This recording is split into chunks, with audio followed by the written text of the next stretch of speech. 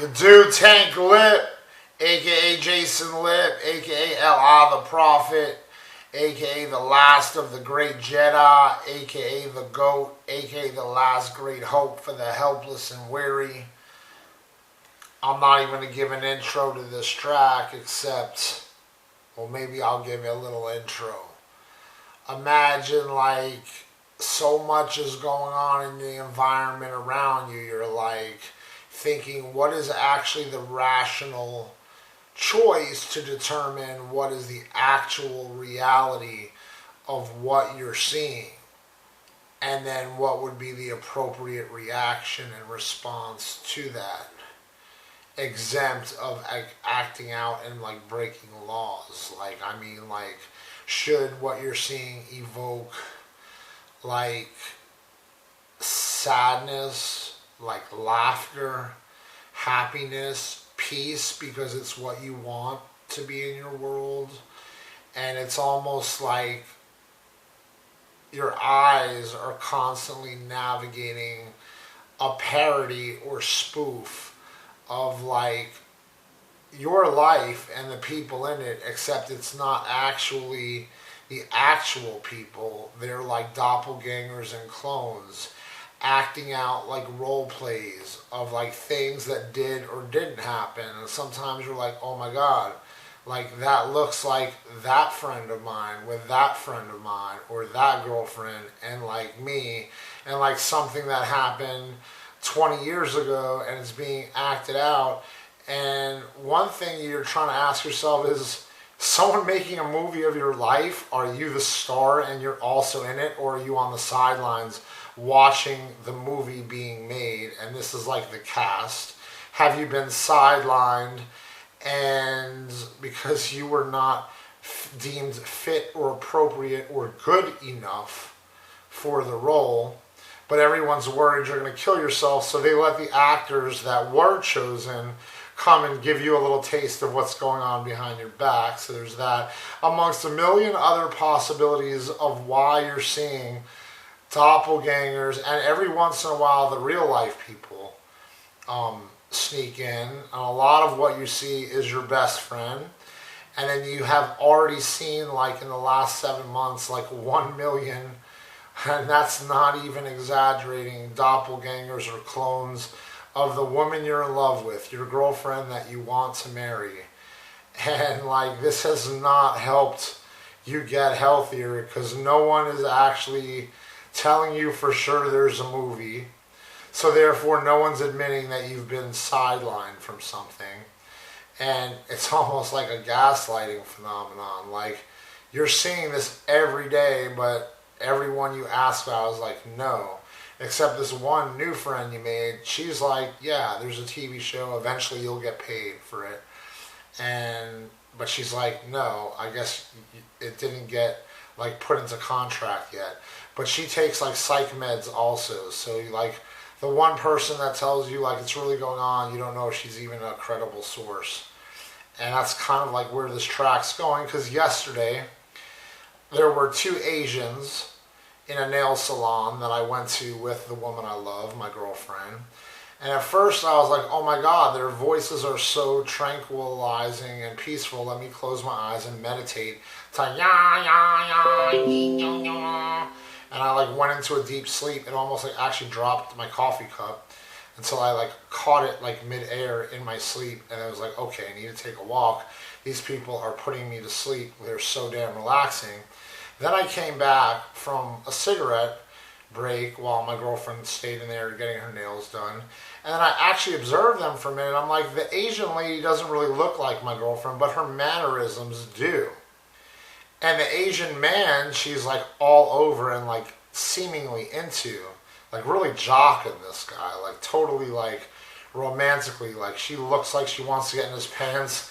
She's even going like this, like to show the universe like how big his thing is, and like looking down at it like, can I please have it? Or like, sir, I've heard, you know, of course she's speaking Asian, who knows what she was really saying, but she's going like this and looking down at his crotch, and like, I'm not sure if she's had it and she wants it again right there in the nail place, or if like she's heard it's big and wants to go, but the lady was definitely like all the way out here with it. So I'm like, and then he looks not like my best friend, but his mannerisms do. So it's like watching two Asian people do a spoof or parody of my girlfriend and my best friend, and me and my girlfriend are like in there as customers of this nail salon watching them spoof my girlfriend and my best friend. So of course it's not even like an Asian guy doing my mannerisms. It seems like he's doing my best friend's mannerisms, even though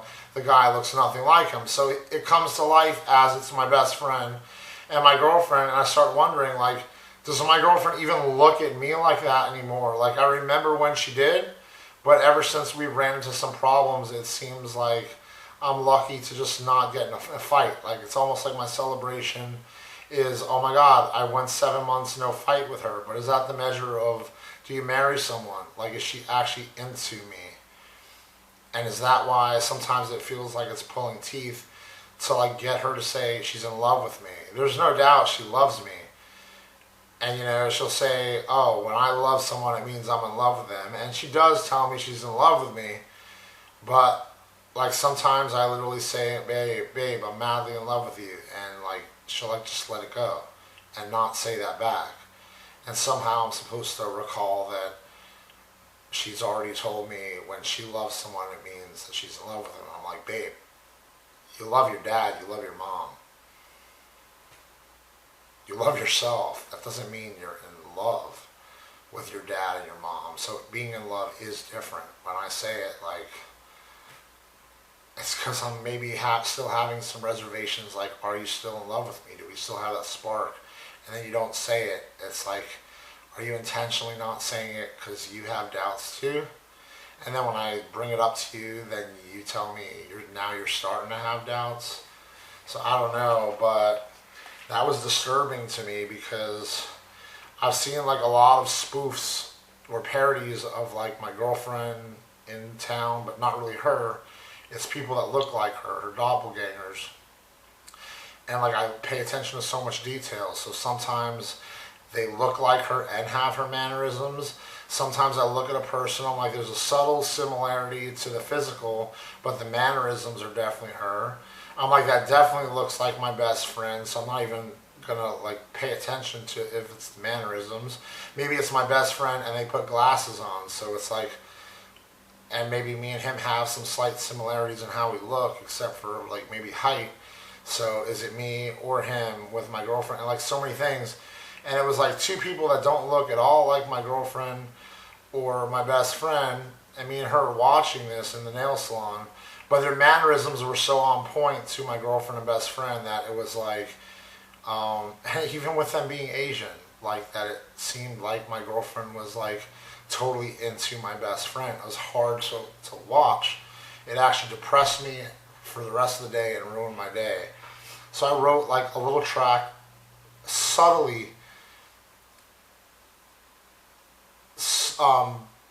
breaking some intro into my songs and narratives of my songs, my 200 something songs of the last 7 months, about the phenomenon of just watching. It's not so much, there's really only one line about those Asian people, but it's kind of like about the phenomena of the confusion of what am I actually watching on this like campus. And depending upon my reactions to what I watch, it's like, how do I get to paint my future? What do I attract into my universe for my future moving forward? And is that like the whole point of what's going on? Or have I been lied to so much that this is like desensitizing me to something I already suspected was a lie and a betrayal that went on with possibly my girlfriend and best friend, and they got so deep into the lie they could never each tell me the truth. They meant well, but they don't want to hurt me because they're the last two people I trusted. So now they're coming up with some creative way which isn't really working too good because it traumatizes me every time I see even a small fraction of it could be him and her. It's like, stop already. So if you're looking for my reaction, stop with that. He'll never be my best friend and my girlfriend as long as she's my girlfriend. My relationship with him, I would like it to be separate. No different than he wasn't there for me all summer. Why, when me and her finally get things going strong again, do I have to now include him? I didn't sign up for that, and I'm not going to. Here's the track. Dope beat.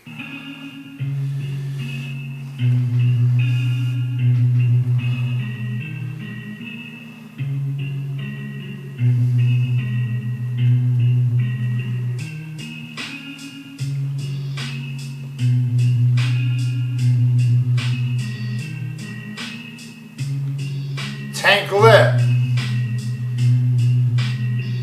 What's the tide bring? All over campus, my peeps, but not really, clones try to be. But all along they all said no movie, though to me feels like a parody. So I ride the surf on my turf, into character for what the moment feels like it's worth. Then sometimes slapstick the scene and when compelled give it words. Sometimes feel I slipped in hell, but class always in session. Months times 7, conventions, throwing hands for 11s atop the charts more than dimes on a 1 to 10. Then act like I didn't see no women, but held tricky and cunning. As Fox read obstacles boxing, salted by rocks, the star making cameos in my salty bar. I'm making the best of wicked games played, never saved by the bell. Except when Tom Screech and Zach Morris with my girl. So opposites are meant to be.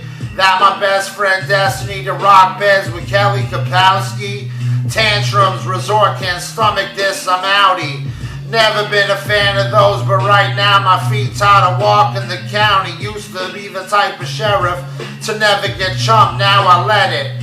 Almost like I want some. Except when an Asian talks to another Asian and the mannerisms come to life like it's her and my friend again. Gee, if this a spoof, it sure as fuck like, look like she into him.